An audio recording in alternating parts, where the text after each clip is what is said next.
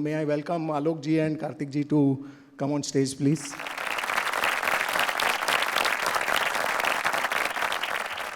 So, Alok ji, to start with you, this whole China dominance angle, how do you look at it?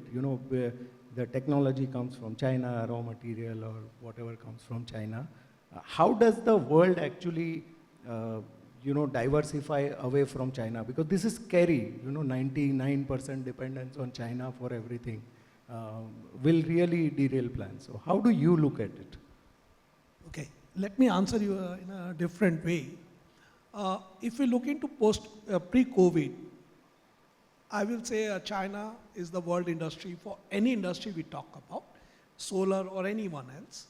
But during the COVID and the post-COVID, the world understands that we have to move out of the China, and China plus one has to be the strategy. Definitely, the industry, 99% is in China, so the technologies which has been driven by the US and China, if we talk about 80s and 90s, subsequently moved to China in the last decade. But as the industry and as the things will move out of China, the technology will move out of China for sure. It is not like going to be dominant for China. Definitely the things are working in. Even if you ask me truly, today there was a news from IIM Mumbai, which says they have developed a perovskite module with a 30% efficiency.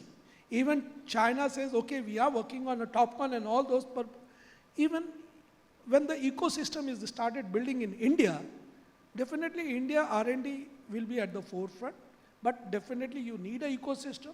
You have to come out of it. The manufacturing base has to be larger, because till now we had a too small base of a manufacturing which doesn't allow to be in the R&D segment.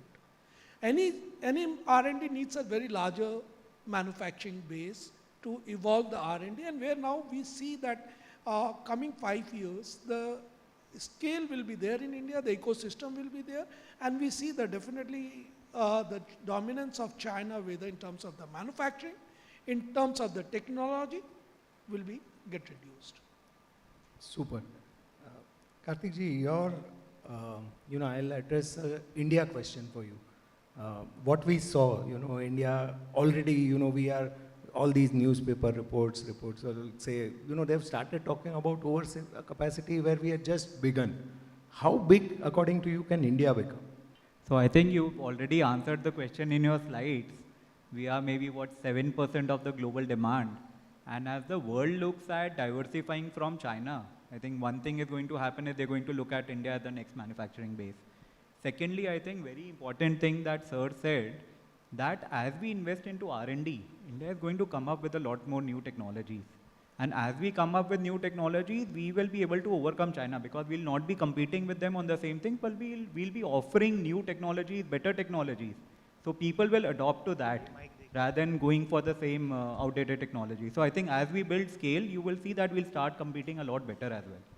Yeah, and China has not been a reliable partner as well compared to India.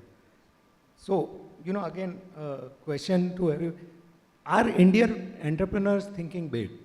The kind of scale and size that we see China versus, what we see here, meet a lot of people who are like, 1 gigawatt, 2 gigawatt.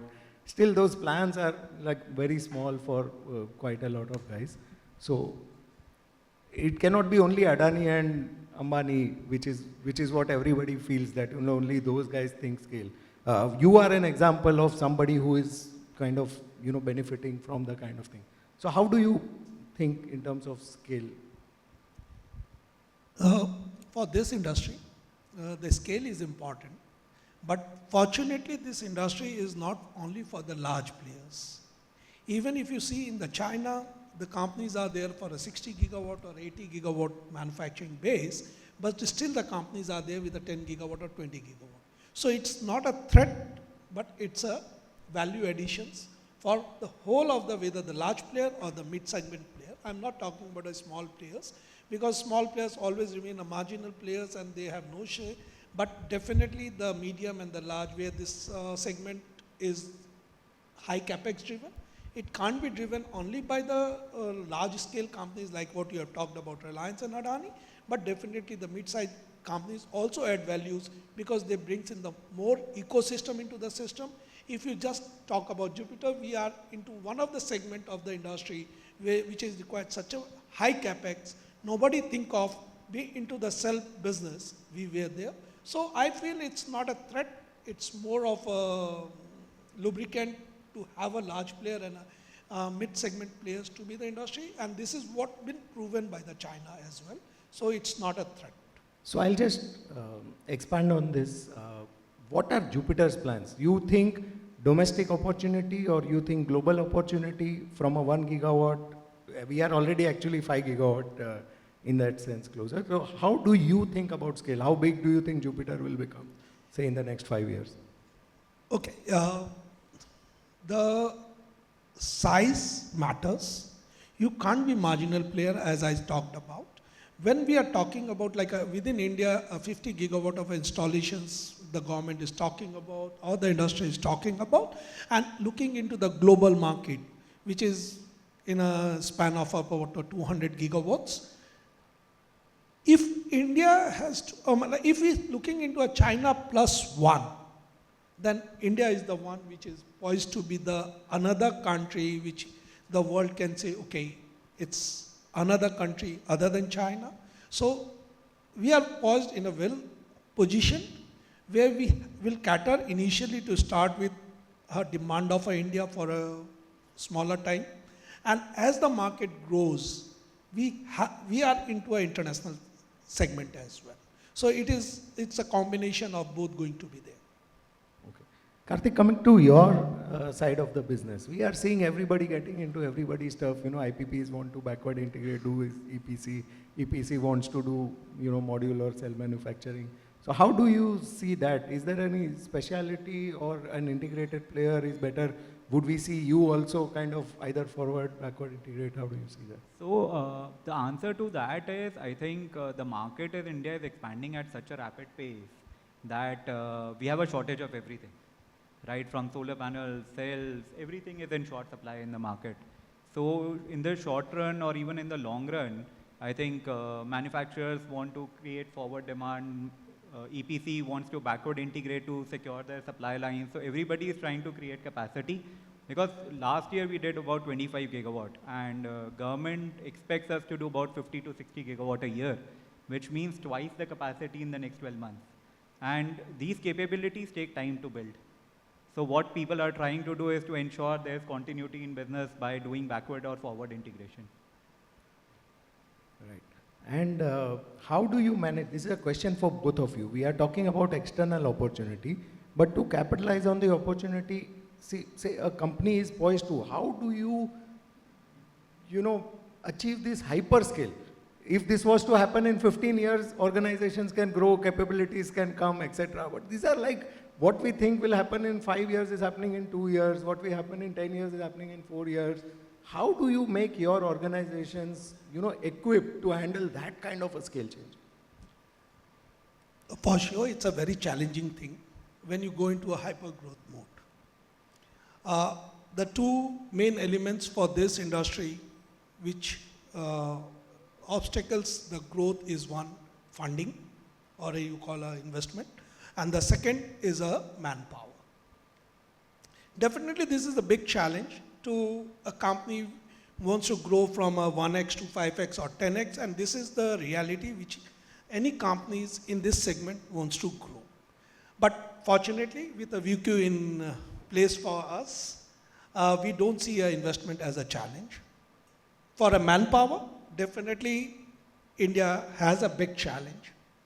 But fortunately, we have an in-house manpower training, and that's why we sustained from 2009 to 2015 when we have been poached by mighties of this industry. Whether we talk about anywhere, and you will find the manpower of Jupiter is there in every unit of India. And we are confident that we are good enough to take these challenges, and these are the two challenges. One challenge has been mitigated by you people, and second challenge is we keep on mitigating because over a period of time there was no manpower into this industry, and when we started 2009 30 megawatt to a 1 gigawatt, we evolved our manpower, and we are confident that we will keep on evolving the manpower, train our manpower to be poised with the growth what we are talking about. Karthik? So, talking from an EPC perspective, I would say hyperscale is a little difficult in our segment. So, we've been around since 2013, we've built a good base, and experience plays a lot of part because every site is different, every project is different, every customer is different. So, that 10-year of experience really helps you grow. And so while you will say that we've grown 25x in 2 years, we've also built this company over the last 10 years to reach a stage where we can now grow multifold. So EPC companies, obviously it takes a lot more time to build that base experience. And obviously, as Sir said, capital is a very, very important part of that. EPCs face a lot of other challenges like working capital management, site management. So that comes from experience. So I would say experience and capital both play a lot of part in this. Right. Another thing, as they say, don't make decisions in very bad times or very good times. And this is like a Goldilocks scenario like no other. And when you make decisions, how do you extrapolate the profitability? How do you calibrate? No, it's very simple. How you behave in your bad times. You can reap the profit or you reap your fruits on the opportunity or the good times. That's what Jupiter keep on doing. Even on the bad times still, if you see the journey of a Jupiter from 2009 to 2025, enough ups and downs this industry has seen. Few of the industries has been survived. And this is what our decisions which we have taken on a bad times from a 30 megawatt, we keep on growing, and that's what we are able to do it now. Right. So in terms of EPC, I would say that you have to really differentiate between the kinds of EPC that are there in the market. So there are traditional EPC like doing roads and bridges that go on for 4 years, 5 years. And there are specialized EPC, maybe like oil and gas and solar EPC. In a solar EPC, your timeline is about 11 months to execute a project. For maybe a 900 crore project, that 11-month timeline is very short compared to other EPCs. You are taking very different kinds of risk in terms of guaranteeing generations for the next 3 to 5 years. There is volatility in the equipment that you're buying. So when you take that risk and you are able to manage those risks, you deserve that higher margins. So EPCs, traditionally solar EPCs, I think over the last 8-9 years have seen higher margins compared to other EPCs. And I would say that between the solar companies also, some solar companies have been able to capture this market better because of the way they have been operating, and some have not done well. So it's a tricky EPC business which deserves a higher margin. Okay, I'll just persist on it. Capital, like you said, we have been inundated with proposals, like every company who is not also in the business wants to, kind of get into solar. So when we talk to people in the outside world, obviously we understand, but I'd like you to touch upon these entry barriers. We met a solar pump company and he says, cell mein kya hai? Cell is not, pump is the main thing. Or, KEPC, these kind of things, if you, it would be best if you tackle it in terms of, why is it, kind of a difficult business to succeed? See, every industry or every segment of the industry has its own challenges. I won't say that pump is not easy business, or even EPC is an easy business. Every business has its own challenges. But in the whole chain of the industry, one or the two segments which is the most complicated and most challenging. Definitely for sure, if I'm talking about, I won't talk about a polysilicon because it's a different ballgame at the moment for me. I see it like that. But if you see from the ingot to the EPC or the end use, the challenge lies in the cell manufacturing. One, you have to understand you are playing with the nature. It's very different way of my putting into it. The wafers which is coming into my factory is basically a natural product making from from a silica sand. So every batch of a cell has its own natural characteristic. And this can be learned over a period of time. It is not like a machines which can manufacture day in and day out like the way we do and talk about any electronic manufacturing. It's the characteristic of a wafer, which is a very vital, very important, which plays a role, and it comes with the experience, and that's what we are. Despite the technology changes from multi